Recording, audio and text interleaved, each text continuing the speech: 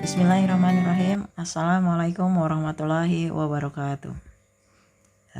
Oke, kita ketemu lagi di tema yang baru tentang sarapan pagi. Nah, apakah sarapan pagi itu mempengaruhi proses belajar? Mari kita simak bersama-sama materi berikut. Oke, kebutuhan sarapan pagi dan kalori untuk menunjang nutrisi belajar pada usia remaja. Breakfast is the most important meal of the day. Sarapan adalah kegiatan makan dan minum yang paling penting dalam kehidupan sehari-hari. Seberapa penting sarapan bagi tubuh kita? Pentingnya sarapan dalam memenuhi kebutuhan gizi harian. Kita membutuhkan asupan gizi sepanjang hari meskipun saat sedang istirahat atau tidur. Zat gizi ini didapat dari makanan dan minuman. Dalam satu hari, proses pemenuhan dilakukan secara bertahap sekitar 4-6 jam, kecuali saat tidur. Jika sarapan terlewatkan, tentu akan sulit untuk memenuhi total kebutuhan gizi harian kita.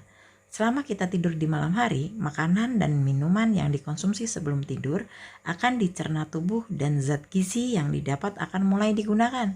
Oleh karena itu, kita merasa lapar setelah bangun tidur.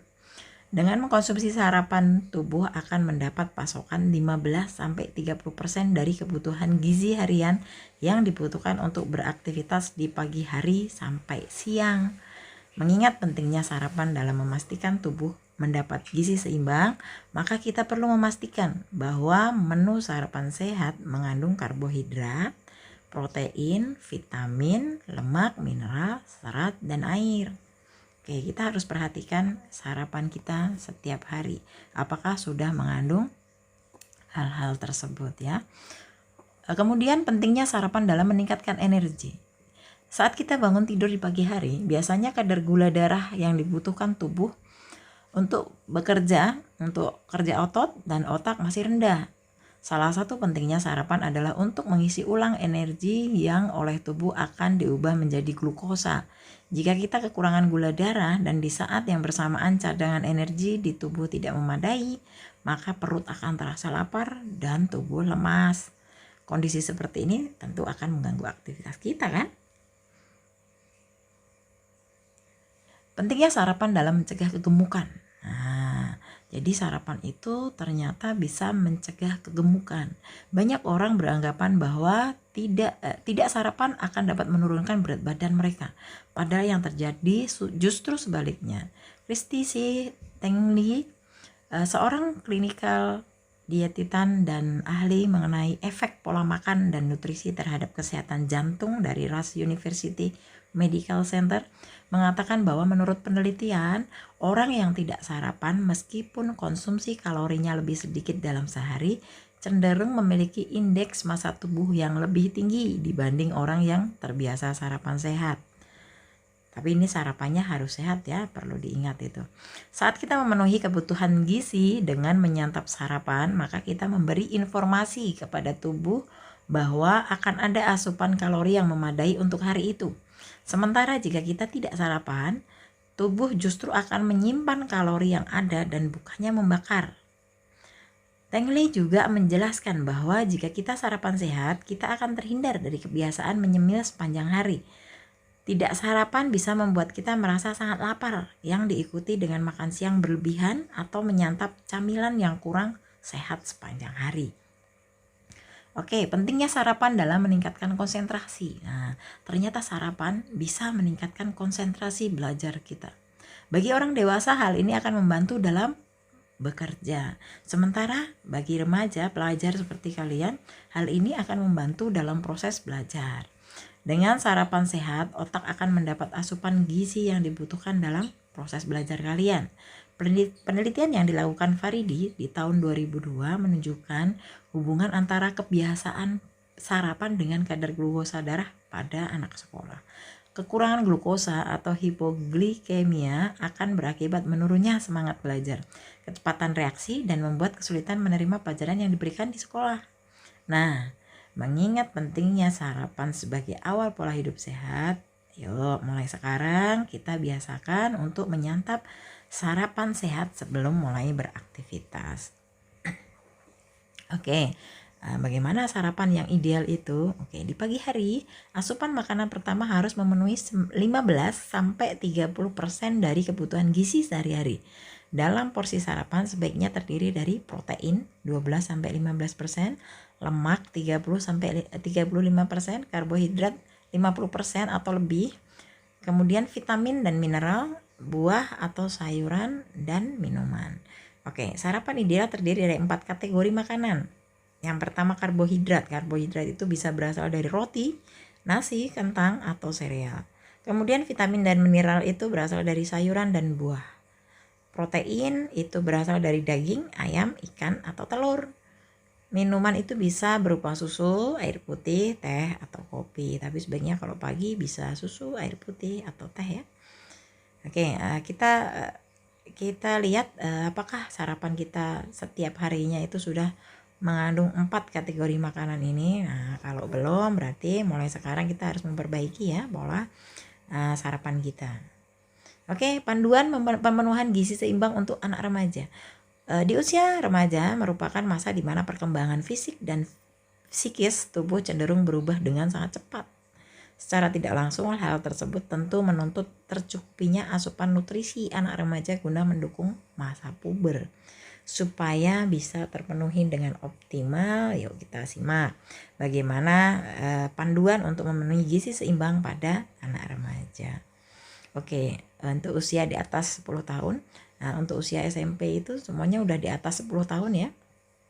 Kebutuhan kalori mulai dibedakan menurut jenis kelamin. Nah, untuk laki-laki usia 10-12 itu kebutuhan kalorinya 2100 kilokalori per hari. Kemudian untuk 13-15 tahun 2475 kilokalori per hari.